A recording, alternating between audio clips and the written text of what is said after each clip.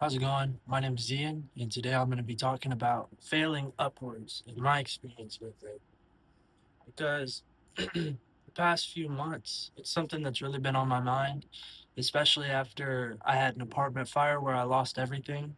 It's something that feels very close to my heart and something that I just can't stop thinking about. The topic is going to be failing upwards and my experience with it. So, what do I mean by failing upwards? What I mean by failing upwards is essentially going from one place in your life, right? Uh, for me, it was crappy apartments, um, and transitioning from that after going through something horrible into a situation that's much better than where you started, and almost the guilt associated with that because you feel guilty that you didn't earn your success. And so, for me, in my situation, what had happened was I had an apartment fire, and it's something that still sticks with me. It's something that I can't. This all happened it happened May 5th, and it's like July, so however months that's been, like 3 months. I suck at math, but uh, it happened that long ago, and it's just been bothering me ever since because originally I was living in some kind of crappy apartments called Regency, and what ended up happening was one night um, a lady came banging on my door telling me, run, run, run, while I was actually doing a podcast live on air. A lady came and she was banging on my door and she said, run, run, run, there's a fire. And so I ran out in the yard and I just saw my entire apartment, the entire grid of my apartment and my neighbor's house just in smoke, completely filled with smoke. But luckily, a bunch of firefighters had came by and they put out the original fire, which was actually the unit directly below me. They started a grease fire that destroyed their unit and made my unit uninhabitable because the fire department had to come over to my unit, which was right above the initial fire unit. They had to go there and drill a giant hole, cut a giant hole out of the ceiling to allow smoke to like circumvent and be, you know, blown out of the out of the vicinity. Uh, and after that initially had happened, all of my stuff was pretty much okay. They had got to the fire before things progressed, and even though everything was kind of dingy and had like a smoky stain to it, uh, most of my belongings, like my electronics, my clothes, all those things that were important to me, yeah, they smelled like straight smoke, but they're replaceable or repairable, Like my clothes, it took 3 or 4 washes, but I was able to save some of them. And, a few sentimental things out of my bedroom. My roof had caved in and in the kitchen area, but for the most part, my stuff was okay. And then what ended up happening was Red Cross put us into a hotel, and in the morning at 7 a.m., I get a call from my cousin who was also on the lease with me. He was my roommate, and we were both on the lease together. It was our first time ever moving out. We were excited, and he was on the lease with me. But I get a call from him, and I've never heard him frantic like this. But he's like, "Oh my God, dude! They're saying that the fire reignited in the middle of the night, and everything's gone." And what ended up happening was I say, "Oh my God, okay," and I like this is as soon as I wake up in the morning. It's like 7 in the morning, so my eyes. I was already up late, didn't get good sleep because the night before I'm like, "Oh my goodness, where am I gonna live?" Like, I've been out on my own. We've been independent. My girlfriend stays with me, but like, where are we gonna go? Like, I'm sitting in this apartment. I don't have any money. Red Cross gave us like $300. I'm broke. I'm young. I finally got to a comfortable stage in my life where things made sense and I had a good routine and then just like goes up into flames. And so I'm like, oh my God.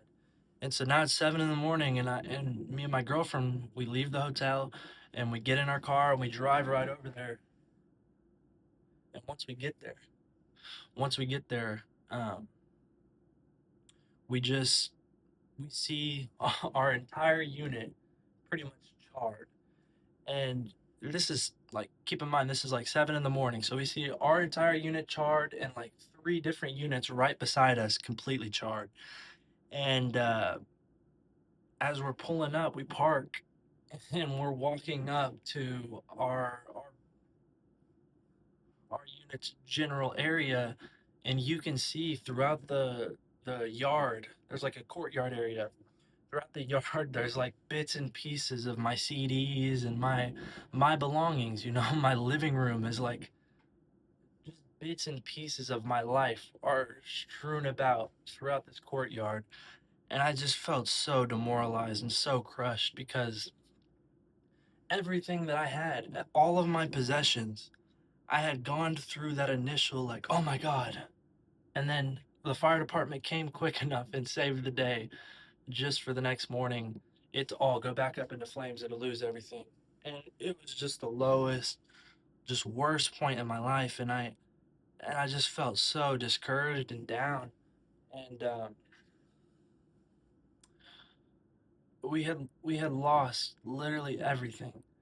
And I did not know what to do with my life. Like I felt so I had no choice but to go back with my aunt who I had moved out of her house. I had no choice but to go back there because, we were stupid. I was 19 when this first happened, and I was 19 when I first moved into the apartment.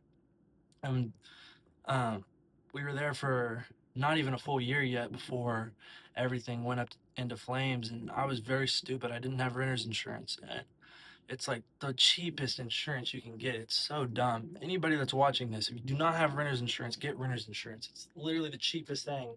And it's something you never think that would happen to you, but it can happen to you. And I literally lost everything.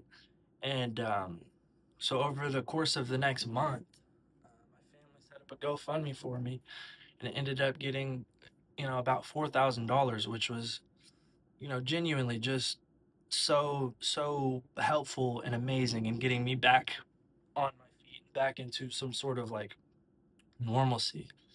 And so my grandpa's old apartments um, that I had gone to when I was a kid growing up, during the summers, and just like had always spent there.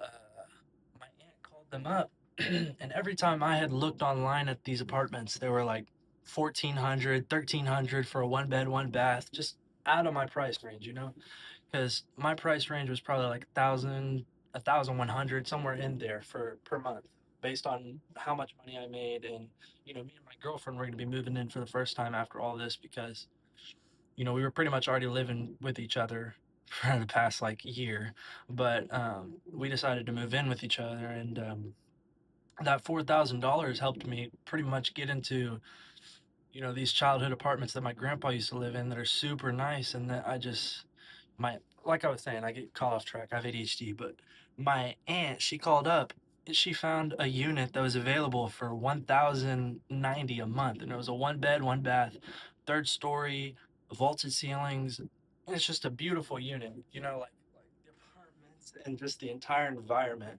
I went from cheap apartments in Tulsa, which I don't know if anybody's in Oklahoma. Tulsa's like, one of the big towns.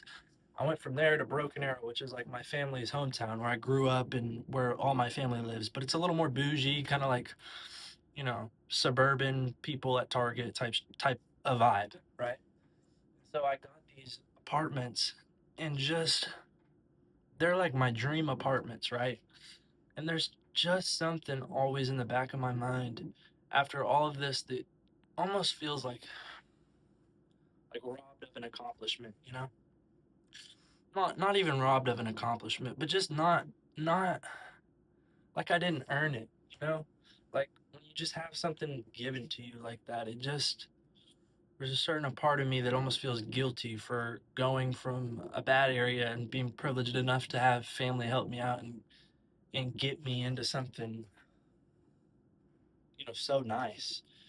And it's just a feeling of like unworthiness that always, follows me around and bothers me.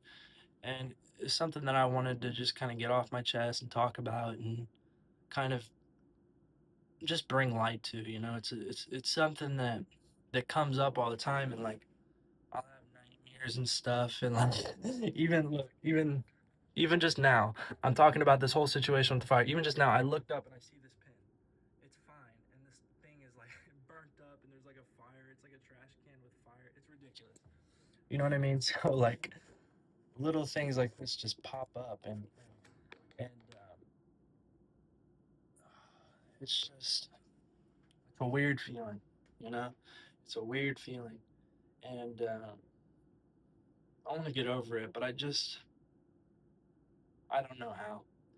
And really, I mean, the purpose of this channel, the whole reason I made this channel was to kind of get comfortable being uncomfortable with like my deepest and darkest things that are in my brain, and things that really, really bother me. And this is a topic that I just has followed me around for the uh, past little bit now, and I genuinely don't really know how to get over it, but I'm gonna try and figure it out. I'm trying to figure out how to get over it, but it's something that's bothered me, and I wanted to talk about it because I really want to I want to get comfortable being uncomfortable on camera, and that way, little pedantic things, trying to record little pedantic things won't be hard because it is hard. It is weird getting on camera, especially when you're by yourself, being solo, just talking to a camera. Like it's a weird feeling, and so I want to be more personal and I want to be more open about my life because someday when it's all said and done, maybe my grandkid will watch this after going through something similar and be like, you know what? I'm not alone. My grandpa's Ian felt that way too. And that would mean that'd be amazing. But that's all I have for today.